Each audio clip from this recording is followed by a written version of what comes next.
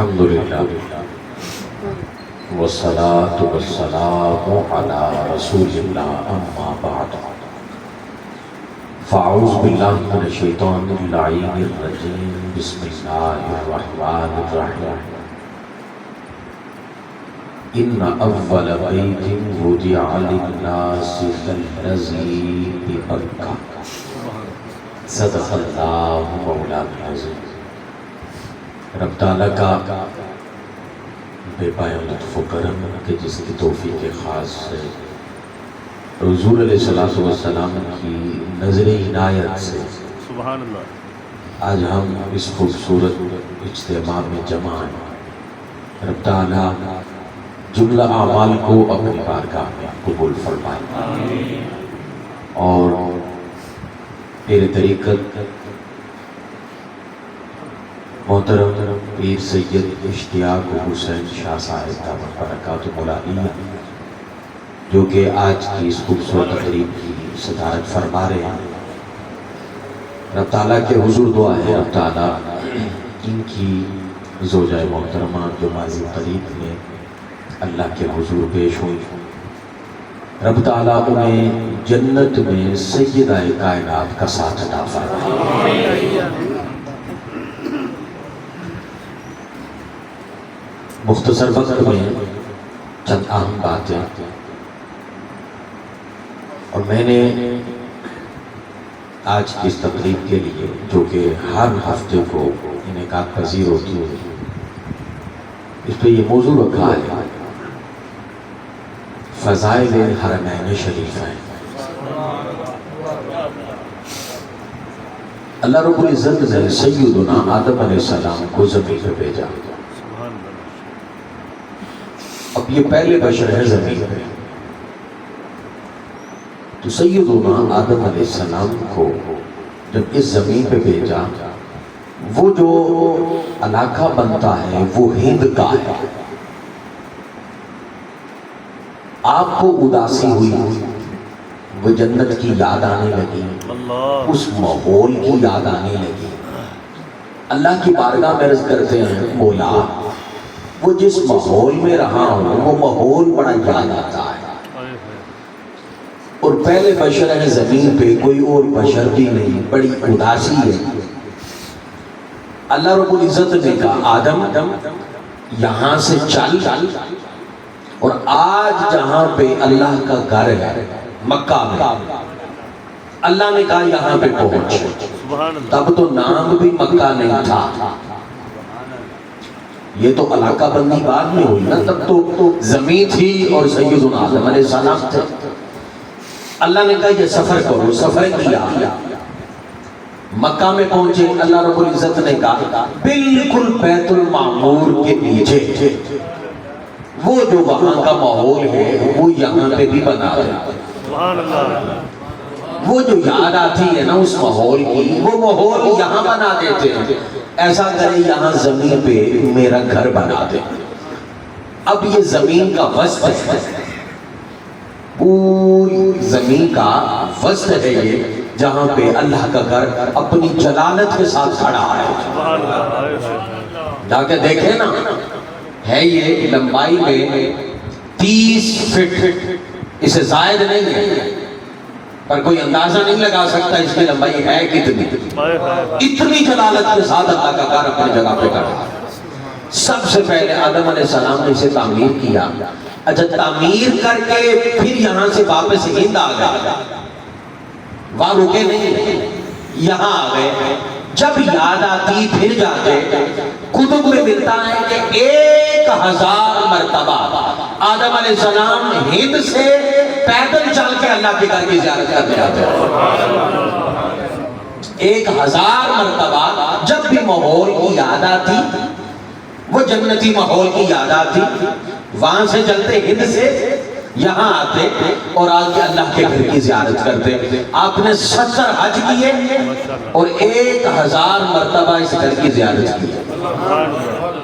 سیدنا آدم علیہ السلام اب جو آخری زندگی ہے آپ کی، اب یہیں رک گئے، دوبارہ ہند نہیں آئے، یہیں رک گئے۔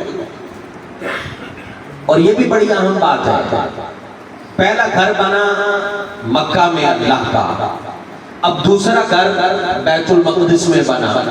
ان دونوں کے درمیان جو فرق ہے یہ 40 سال کا ہے. پہلے یہ اللہ کا گھر بنا، 40 سال کے بعد اللہ نے کہا آدم اب بیت المقدس میں وہاں جا، وہاں پہ بھی میرا ایک گھر بنا دے. اب وہاں پہ سلمان علیہ السلام اس کے مجدد ہیں، مؤسس نہیں ہے کہ حضرت سلیمان علیہ السلام نے بیت المقدس بنایا، نہیں، اسے بھی 40 سال کے بعد آدم علیہ السلام نے ہی تعمیر کر دیا. اب سوال یہ پیدا ہوتا ہے مکہ میں کیوں رکے؟ بیت المقدس میں آخری زندگی گزار لیتے، وہ اللہ کا گھر نہیں تھا؟ اللہ کا گھر وہاں پہ بھی ہے، اللہ کا گھر یہاں پہ بھی ہے، پر آدم علیہ السلام مکہ میں رکے، آخری زندگی یہاں پہ گزاری، وفات پائی. فرشتے آئے، فرشتوں نے جنازہ پڑھا اور سیدنا جبریل علیہ السلام نے جنازہ پڑھایا آدم علیہ السلام کا.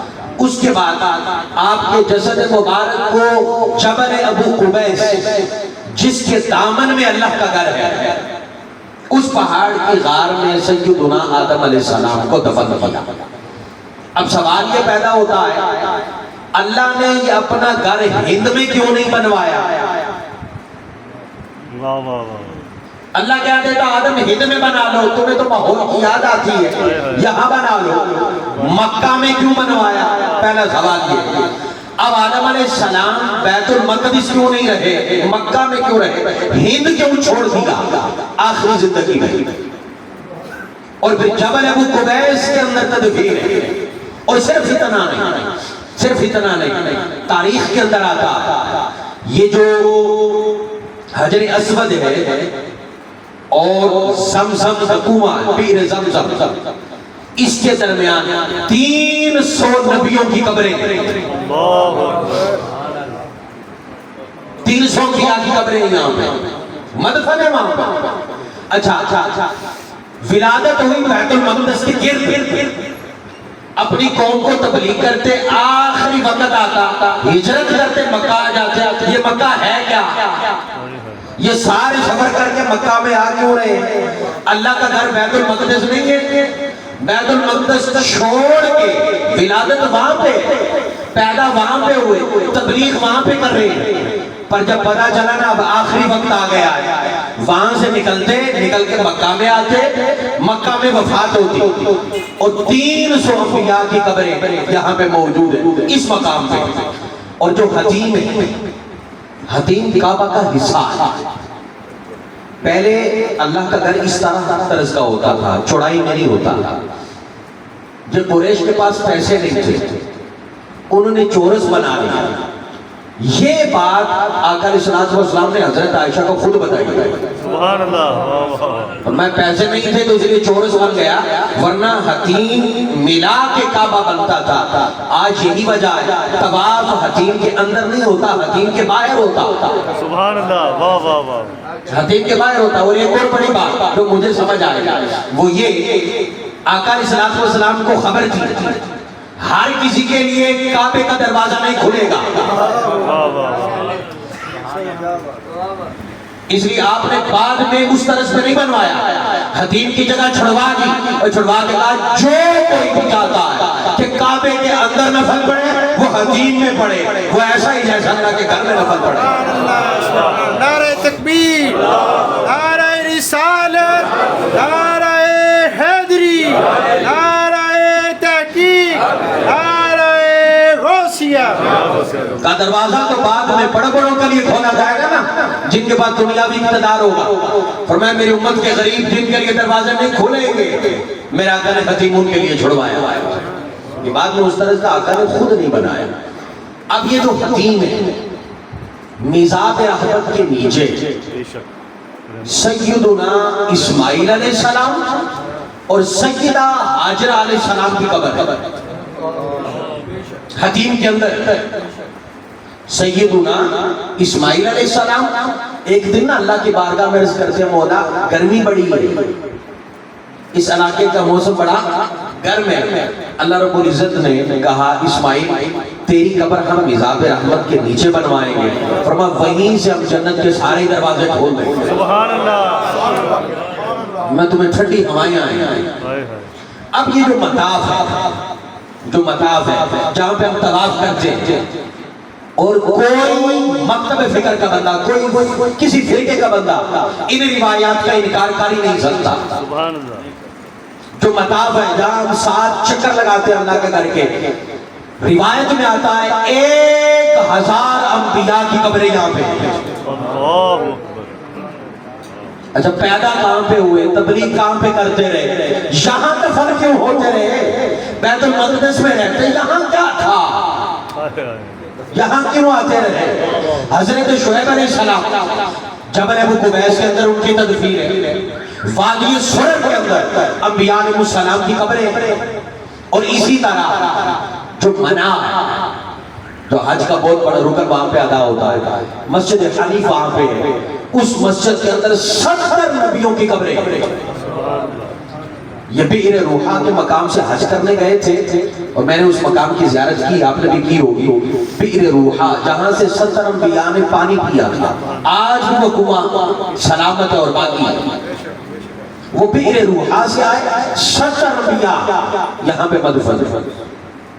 سوال پھر وہی، یہاں کیا تھا، کیوں اتنی توجہ کرتے ہیں، یہاں پہ آتے ہیں، وجہ کیا تھا۔ اب یہ سارے سوالات کا جواب بڑے غور طلب بات، اور ایک اور بڑی اہم بات جو جبل ابو قبیس ہے، جس کے دامن میں کعبۃ اللہ ہے، جس کے دامن میں اللہ کا گھر ہے، وہ جبل ابو قبیس اور کعبۃ اللہ، اس کے درمیان میں ایک محلہ ہے، یہ وہ محلہ ہے جہاں پہ تاجدار کائنات کی ولادت ہوئی۔ سبحان اللہ سیدہ آمنہ کا گھر تھا یہاں، یہ جبل ابو قبیس اور کعبۃ اللہ، درمیان میں محلہ، اس رستے میں 70 انبیاء کی قبریں، سبحان اللہ اس محلے کے اندر 70 انبیاء یہاں پہ ان کی قبریں مبارک ہیں، اور بھی بہت ساری روایات ہیں۔ اچھا سوال پھر وہی کہ کیوں آئے، قرآن جواب دیتا ہے وَإِذَا أَخَذَ اللَّهُ مِيثَاقَ النَّبِيِّينَ لَمَا آتَيْتُكُم مِّن كِتَابٍ وَحِكْمَةٍ ثُمَّ جَاءَكُمُ الرَّسُولُ۔ اللہ رب العزت نے نا عالم ارواح میں سارے نبیوں کو جمع کیا، 3 میثاق ہوئے تھے، اس میں سے ایک میثاق یہ تھا کہ صرف انبیاء کی روحوں کو جمع کرنا، روحوں کو جمع کر کے اللہ رب العزت نے ان روحوں سے خطاب کیا اور خطاب کر کے کہا تم اپنے اپنے وقت پہ جاؤ گے، توحید کا ڈنکا بجاؤ گے، اپنی اپنی قوموں کو تبلیغ کرو گے، میری طرف بلاؤ گے، اور میں ایک تو میری توحید کے ڈنکے بجانا، ایک اور کام ساتھ اضافی اور لازمی دے کے بھیج رہا ہوں۔ سب انبیاء کے روحوں نے کہا وہ کیا ہے، کہا ہر نبی اپنے دور کے اندر میرے مصطفیٰ کی آمد کے بھی ڈنکے بجائے، صرف توحید بیان نہ کرتے رہنا، مولا بس یہی کام ہے، کہا نہیں لَتُؤْمِنُنَّ بِهِ وَلَتَنْصُرُنَّ، جس کے زمانے میں میرا نبی آ گیا، انبیاء سے کہا جا رہا جس کے زمانے میں میرا نبی آ گیا نا، وہ پھر اپنی قوم کو اپنا کلمہ نہیں پڑھائے گا، وہ مصطفیٰ کا کلمہ پڑھائے گا۔ نعرہ تکبیر، نعرہ رسالت، نعرہ حیدری، نعرہ تحقیق، نعرہ غوثیہ۔ پھر وہ نبی بھی میرے مصطفیٰ کا غلام بنے گا، یہ وعدہ لیا اللہ۔ اب ہر نبی نے یہ وعدہ دیا تھا، ہر نبی کو خبر تھی اور سابقہ کتب میں لکھا تھا، یہ وحی آئی تھی انبیاء کی طرف کہ یہاں ولادت ہوگی تاجدار کائنات کی، مکہ میں کس کی ولادت ہوگی، حضور کی۔ ہر نبی جب اپنے کام سے اپنے فریضے سے فارغ ہوتا، خواہش ہوتی اب باقی زندگی وہاں گزارے جہاں مصطفیٰ نے آنا ہے، جہاں حضور نے آنا ہے، ہو سکتا ہے ہماری زندگی میں آ جائے تو ملاقات ہی ہو جائے، زیارت ہو جائے، ان کا کلمہ پڑھ لیں، وہ نبی بن کے رہنے کی بجائے مصطفیٰ کا غلام بننا چاہتے تھے، اس لیے ہر نبی سفر یہاں کرتا، یہاں کا سفر کرتے اور یہاں پہ آتے ان کی تدفین ہوتی، انبیاء کی ولادت میں آ کر صلی اللہ علیہ وسلم کا انتظار کرتے رہتے، اچھا بڑی غور طلب بات، بڑی غور طلب بات، جب تک تو حضور نہیں آئے تھے، جب تک ولادت نہیں ہوئی تھی، اس وقت تک مکہ میں مرنا افضل تھا۔ یہ بڑی غور طلب بات ہے۔ جب تک حضور کی ولادت نہیں ہوئی تھی صلی اللہ علیہ وسلم، آقا تشریف نہیں لائے تھے، اس وقت تک کہاں کی موت افضل تھی؟ مکہ میں انبیاء آتے رہے، مدفن بھی یہاں بنتا رہا، کیوں؟ یہاں ولادت ہونی ہے حضور کی۔ ہو سکتا ہے کبھی ان کے قدم ہماری قبر پہ بھی لگ جائیں، ہر نبی کی خواہش کبھی ہماری قبر کے قریب سے گزری جائیں، ہر نبی اس لیے سفر کرتا اور یہاں پہ اپنا مدفن بنواتا، قبر بنتی یہاں پہ۔ اب بڑی دیکھیں کتنے خوش نصیب ہیں آپ، کتنے خوش نصیب ہیں، ہر نبی کی خواہش ہماری قبر پہ ان کے قدم لگے۔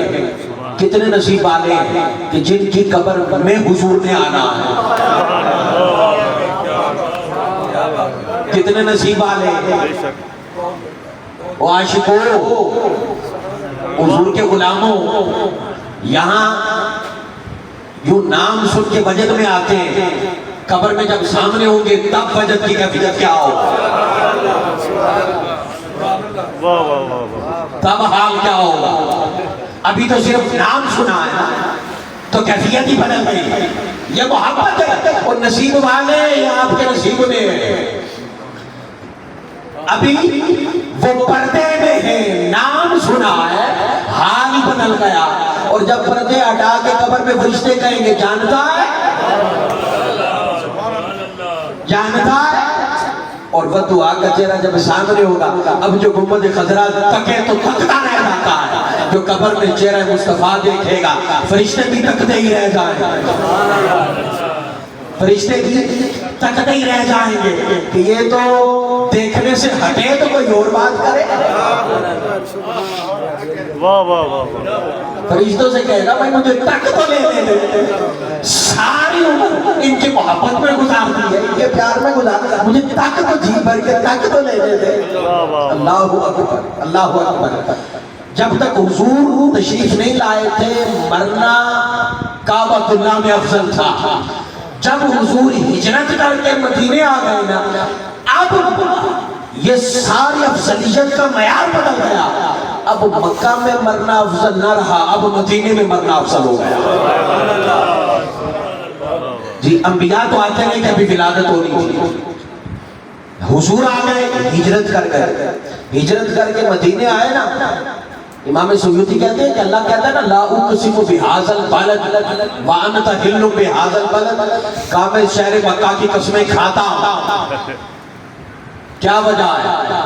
یہاں بئر زمزم ہے، یہاں تیرا گھر ہے، یہاں مطاف ہے، یہاں نبیوں کی قبریں ہیں، منع ہے، مصطفیٰ ہے، حج ہوتا ہے، حج کے سارے رکن ہیں، اس لیے قسمیں کھاتا۔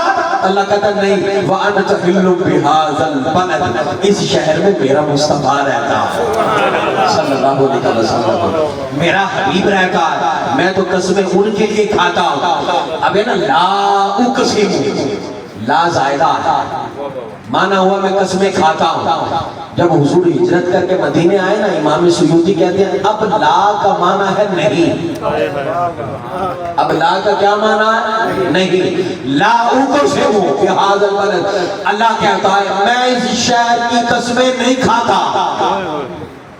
پہلے تھا میں کھاتا ہوں۔ اب امام سیوطی کہتے ہیں نہیں، اب ترجمہ یہ ہے کہ میں قسمیں نہیں کھاتا۔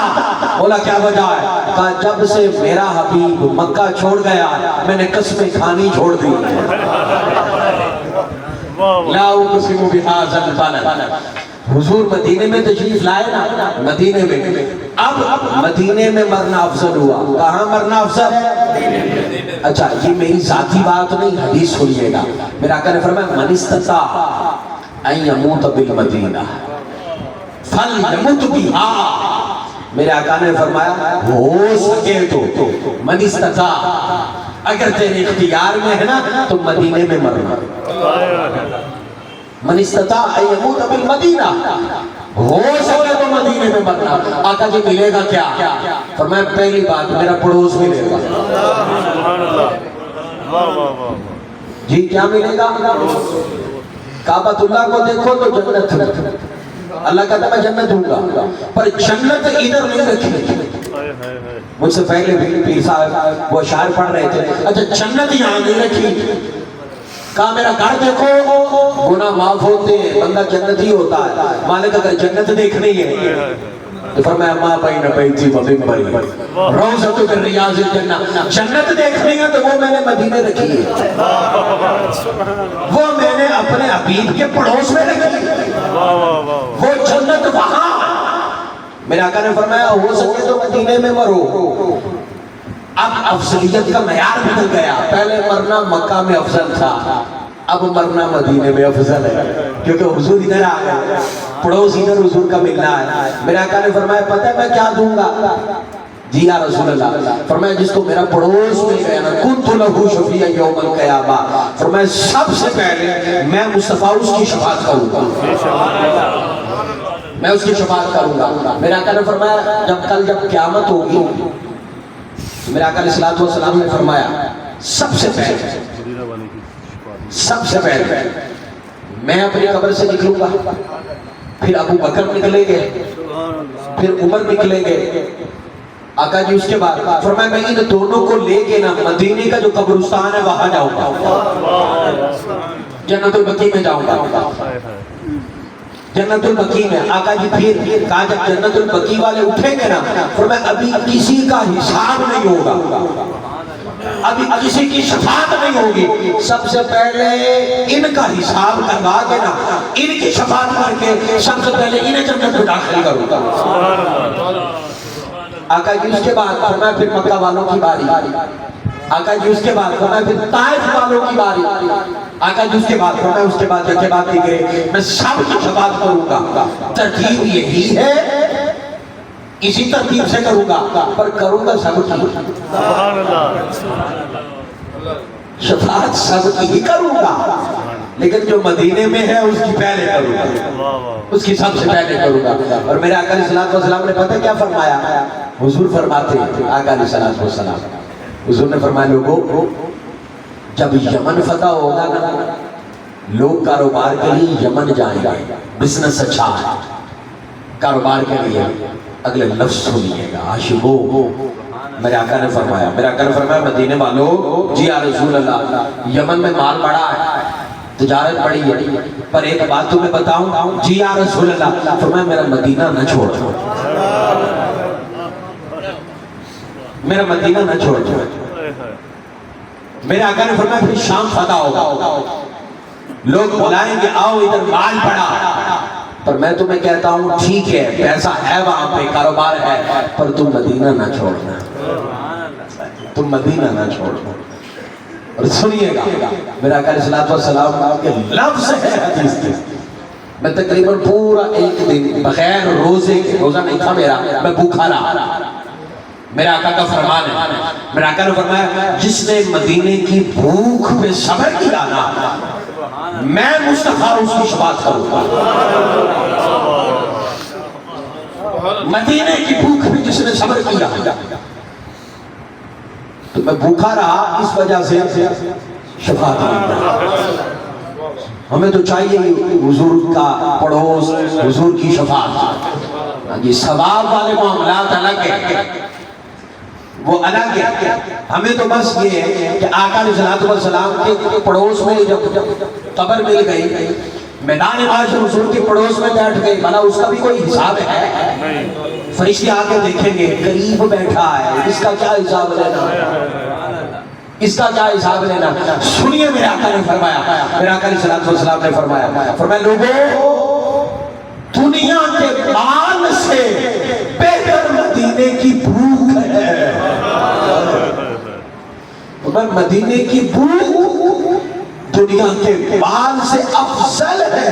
فرمایا خبردار کئی مال کے پیچھے میرا مدینہ نہ چھوڑ دینا، میرا شہر نہ چھوڑ دینا۔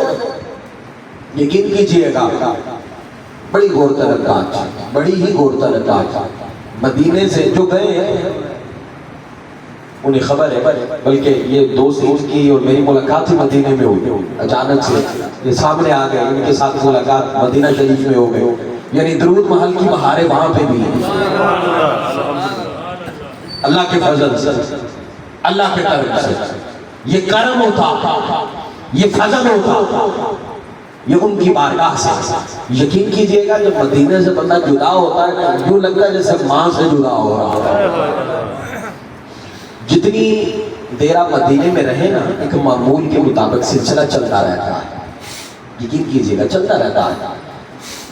ظہر کی میں نے آخری نماز مدینہ شریف کے مسجد نبی شریف میں پڑھی نا، اچھا نماز میں خیال آیا اب جانا ہے۔ جب یہ خیال آتا ہے کہ اب جانا ہے، اس کے بعد بندہ بے حال ہو جاتا ہے۔ اور یہ میں نے جمعۃ المبارک میں واضح طور پہ کہا، میں نے کہا میرا اپنا عقیدہ ہے، میں اپنا عقیدہ چھوڑتا نہیں ہوں، کسی کے عقیدے کو چھیڑتا نہیں۔ جو جہاں پہ لگا رہے بھائی ٹھیک ہے، جس کا جتنا ظرف ہے اتنا ہی ملتا ہے، آپ نے منوا کے کیا کرنا ہے؟ آپ نے منوا کے کیا کرنا ہے؟ ہم ایک محبت کی باتیں کرنے والے، جس نے فیض لینا ہے، جس نے یہ سودا خریدنا ہے خرید لے، سادہ سی بات ہے۔ یقین کیجئے گا احادیث میں پڑھا سارا کچھ تھا، لیکن مدینے میں یہ منظر اور یہ مشاہدہ تھا تو زندہ ہے واللہ، تو زندہ ہے واللہ۔ خدا کی سب کی قسم بادشاہ کائنات اپنے روزہ مبارک کے اندر زندہ ہے۔ آنکھ چاہیے، آنکھ چاہیے سننے کے لیے، کان چاہیے۔ حضرت عبد الرحمن جامی عاشقوں کے امام روزہ رسول پہ حاضری دیتے نا، اب تو تھوڑی سی مشکلات ہو گئی ہیں، تب تو ڈائریکٹ روزہ رسول صلی اللہ علیہ وآلہ وسلم پہ حاضری ہوتی تھی۔ حاضری ہوئی نا تو خوش خوش جاتے، مرید پوچھتے حضور بڑے خوش ہیں، کہا جب آخری حاضری دی ہے نا آواز آئی ہے جامی خوش رہی باز آئی، فارسی میں، فارسیوں نے سب تھے نا، جامی خوش رہی باز آئی، جامی خوش رہنا پلٹ کے پھر آنا، خوش رہنا پلٹ کے پھر آنا۔ کہتے میں نے 17ویں مرتبہ جب حاضری دی نا تو گنبد خضرا سے آواز آئی جامی خوش رہی، جامی خوش رہنا، چیخ نکل گئی، رونے لگ پڑے۔ مریدین نے کہا حضور اس میں رونے والی کیا بات ہے؟ پہلے مسکراتے جاتے تھے، کہا پہلے کہتے تھے حضور فرمایا کرتے تھے جامی خوش رہنا پلٹ کے آنا، آج صرف اتنا ہی کہا ہے جامی خوش رہنا، واپس نہیں بلایا، لگتا ہے آج آخری حاضری ہے۔ تڑپ اٹھے جامی، ارے یہ تو عاشقوں سے کوئی پوچھے نا کہ مدینے سے جدا ہونا کیسا؟ یقین کیجئے گا ہم تو مدینے سے مدینے کی مٹی بھی جدا نہیں کر سکتے۔ میرے ایک دوست ہے، چونکہ واقعہ ہے، میں اس کے بعد اپنا خطاب مکمل کروں گا، واقعہ اور میں نے آج خود انہی سے سنا، میں اس لیے یہ عاشقوں کی محفلیں سنا دیتا ہوں، کسی اور جگہ پہ ہوتا تو شاید میں سنا تھا، کیونکہ چون چرا والے عاشق نہیں ہوتے، کیسے ہوا ہو نہیں سکتا، عقل نہیں مانتی۔ جنہوں نے ساری عمر عقل کے گھوڑے دوڑائے ہیں نا وہ یہ لذت نہیں لیتے جو آپ لے رہے ہیں۔ دوست وہ کہتے ہیں میں مدینہ شریف چلا گیا، میری چھوٹی بیٹی بھی ساتھ، کہا اس نے نا وہاں سے تو پتھر اٹھا کے اپنے بیگ میں ڈالی، کہتے مجھے خبر تک، اس نے اپنے پرس میں ڈالی، کہا مجھے کوئی پتہ، میں واپس آ گیا۔